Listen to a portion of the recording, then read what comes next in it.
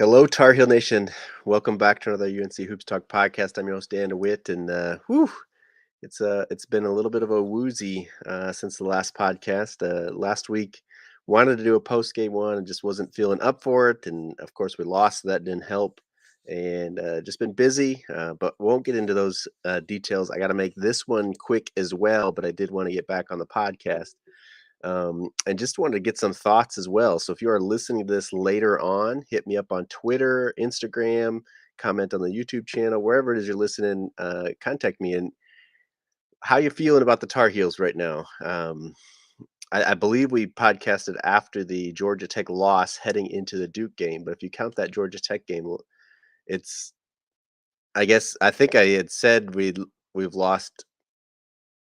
I think in the description, I guess I said we lost three of the last four, but I guess it's three of the last five. We did beat Miami Saturday, but that one didn't feel much of one either. But so since that Georgia Tech game, we are, every other here starting with a loss. So loss, win, loss. Um, and three losses to unranked teams in Georgia Tech. It was at their place, Clemson at home, and now at Syracuse. So not even really good losses. Syracuse, they kind of said on the broadcast they were the tougher team. They were the better team tonight. They did hit some crazy shots. They banked in the three and whatever, but they were also tougher, and we were not ready. Clemson came in and brought it to us. We kind of fought back, but could never get over the hump. I believe we even tied it up. But when you expend that much energy, it's hard to get over that. And then we talked about the Georgia Tech loss already. So we do have the Duke win in there, which was good. But if it costs us three losses, that is painful. And then even the Miami game was not pretty for us. We did pull it off, and so I guess he'd say in the last year or two we probably wouldn't have in the past, and we did this year, so that's a positive. But I don't know. I want your thoughts. How are you feeling about the Tar Heels right now? Um, how confident are you? Are we just kind of, as good as we looked there for a couple weeks? Do we have just kind of a couple of down weeks? Did the top five ranking, get to the guys' heads? Too much, positive talk about it. We say we have a veteran group that should be able to handle it. I don't know. I want your thoughts. So again, hit me up on Twitter, comment on the YouTube channel, wherever it is. Hopefully, you have contact with me. And let's chat about it because I want to know what other people are thinking. Because I've seen people kind of saying, talk me off the ledge of, you know, what's going on here. We're not good, and I guess the biggest thing is our defense. Is we started off pretty good, and we're like, okay, it's lower competition, whatever. And then we had those couple of losses to Kentucky and UConn, and then we really poured it on. We looked like a really good defensive team, and we started bragging about the D. And then now it's just been a struggle. I know again early on in the season we talked about, or at least I did, the switching everything, and I didn't like that. And they kind of gotten away. They still switch and stuff, but it's not 1 through 5. It's not everything is getting switched. And so again, the D looked really good there. Obviously, we're winning, so that helped. But it was, did we just play the right teams at the right time for a couple weeks there, and we jumped up in the rankings? I'd love to know what other people were thinking because I don't really know what to think right now. Again, three losses to three unranked teams. Granted, two of them were on the road, but I mean, we just smashed Syracuse the first time, and we just didn't have it tonight.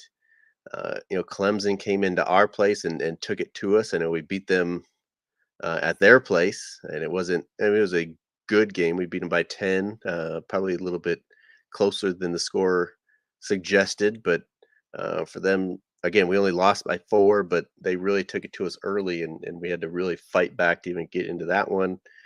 Miami was an ugly game, and they had just scored 38 points against Virginia.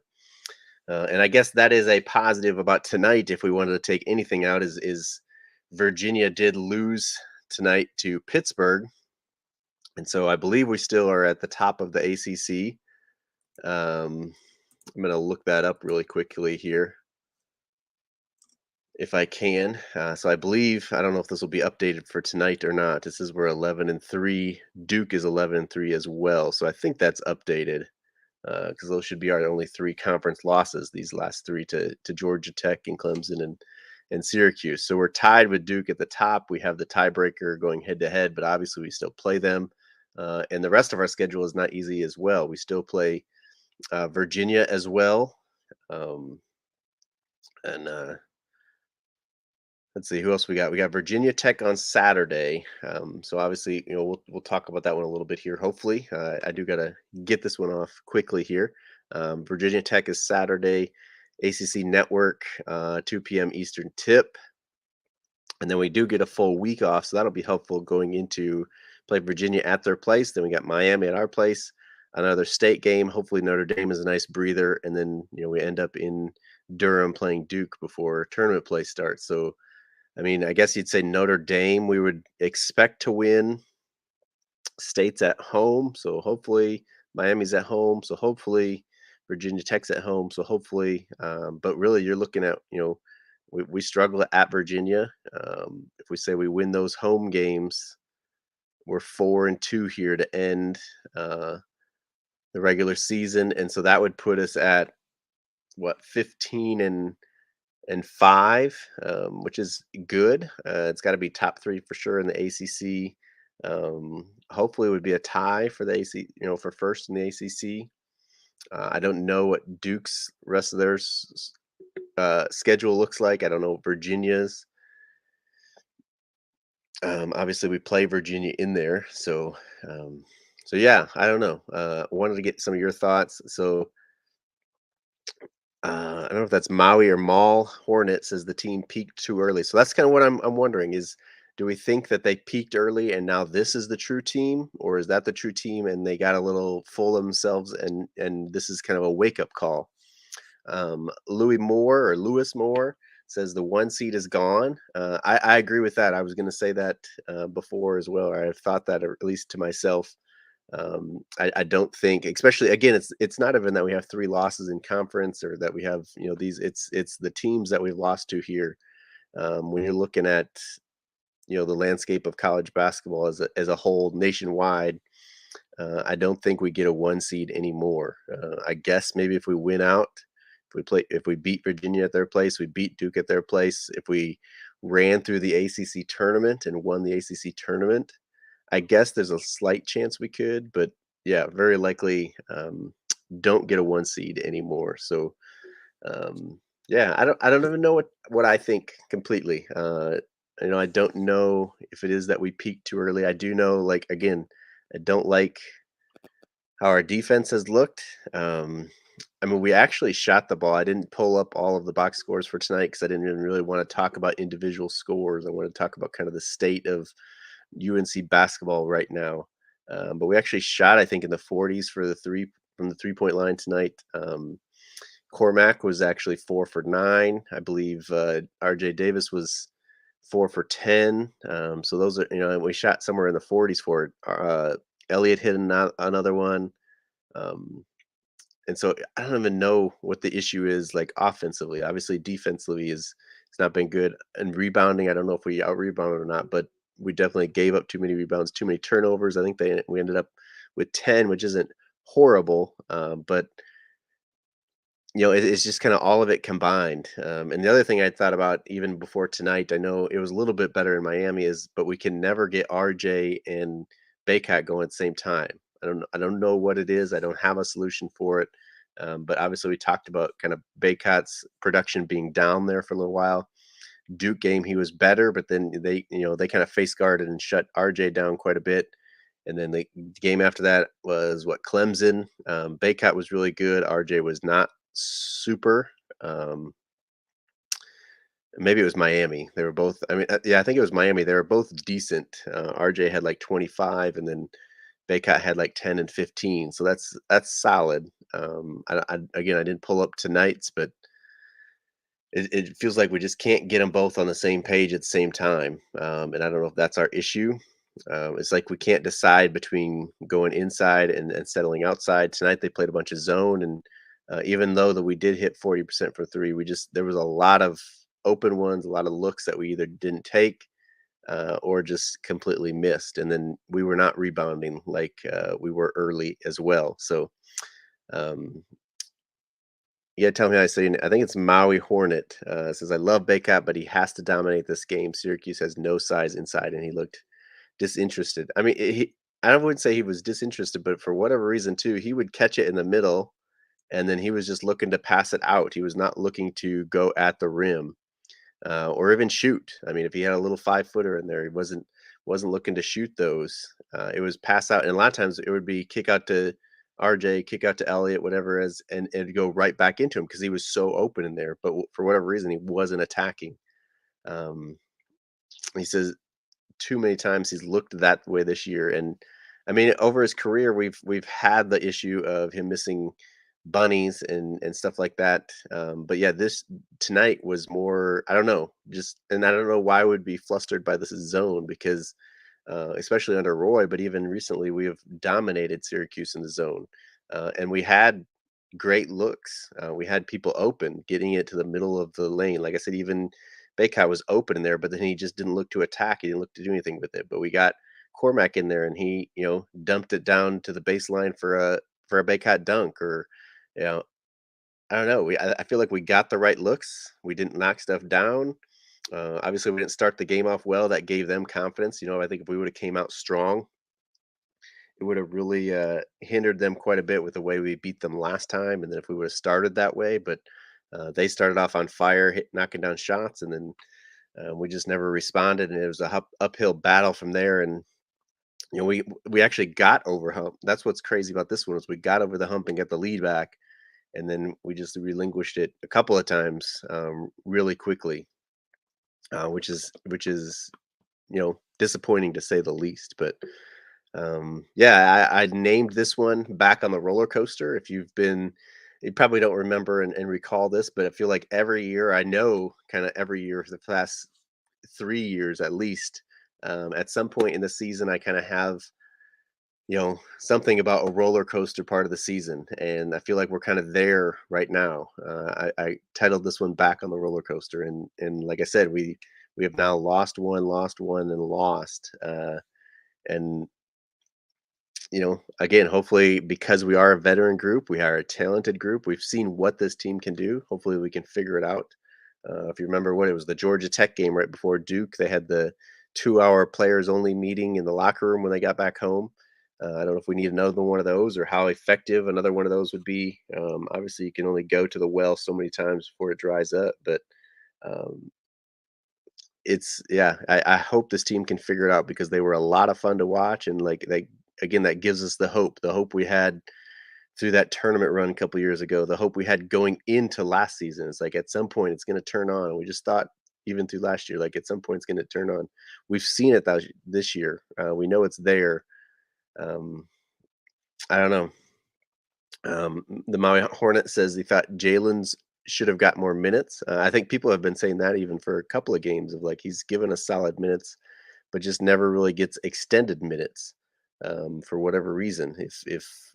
If Hubert doesn't think he can go extended minutes, or it just feels like we're getting hurt with less strength in there, or whatever it is.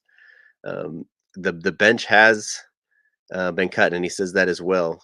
He's cut the bench minutes a lot recently, and I don't know that we need to go there yet, but obviously we've had that discussion and we've had that talk on this podcast before of the way that Hubert uses or uh, doesn't use the bench, the lack of the bench use.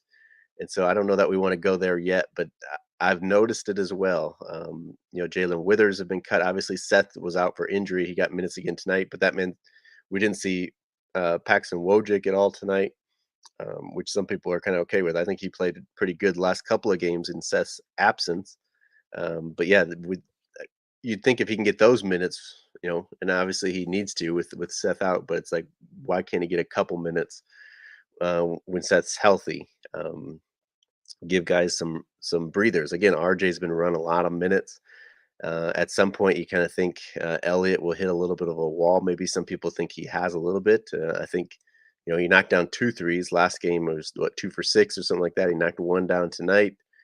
He's looked solid, and not like he's hit a wall. But again, you got to remember he is still a freshman. RJ's getting a lot of minutes. Baycat's being pushed a lot. Um, Harrison actually got a good stretch in there where Withers gave us some minutes and Jalen gave us some minutes where he got a rest, but he's been run a lot of minutes. Cormac, I mean, again, he knocked down some shots tonight, but we've seen him consistently get the minutes even without offensive production. So yeah, I think we're kind of putting it on watch here, the use of the bench here by Hubert, and we'll kind of see where it goes from. Obviously, like we said, we got Virginia Tech coming up Saturday. We get to see Tyler Nickel again come back into Chapel Hill and play in a different uniform. So that'll be kind of interesting. I think this is the first time we're playing a kind of former Tar Heel, right? Since kind of like this this portal and stuff. I was trying to think the year that we lost to Auburn. That wasn't the year that they had Walker Kessler, was it? I don't think so. When we lost to them in the Final Four, I'm pretty sure that wasn't the year they had Kessler. But so I think this might be the first. Somebody can correct me if I'm wrong, but this might be the first time we're kind of playing a former Tar Heel, at least that I can remember here, and as of recently. So that'll be kind of interesting. And like I said, from there on out, the schedule is not easy. We got Virginia after that, but we got a week break leading up to that, and then we're into the home stretch of State and Duke, and what I say, Notre Dame was in there, and I feel like there was one more in there, but um, it'll be interesting. Virginia Tech, I've watched them a little bit. I've kind of checked Tyler's stats. He hasn't done a ton for them, and I don't know what they've done recently as far as winning and losing, but kind of middle of the pack or towards the lower end of the middle from the AC. I think I just say you got the ACC standings up here. We'll take a look where they're at, maybe. But yeah, you'd think it being at home, it is one that we should win. So Virginia Tech is right below Miami, 5-7. So they're what, six from the bottom. I don't know how many teams are in the ACC anymore. So yeah, they're kind of the let's say the bottom part of the middle or the upper part of the bottom in the ACC. 13-10 overall. On the road, they're 1-6. They have lost the last three actually. So yeah, I mean, you'd expect that's one we can win, but again, you would have said that about Georgia Tech. You would have said that about Clemson at home. You would have said that about Syracuse tonight. So uh, definitely something to keep watching on.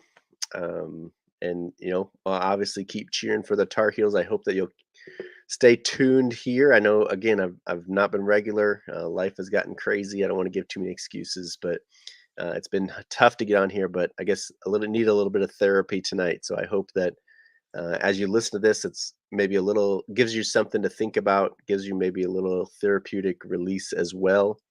And I hope you'll keep supporting, keep sharing the podcast, and listening, of course. Appreciate you guys. And I'm going to sign off tonight here, trying to make this one a short one. But thanks for tuning in. Until next time, go Heels.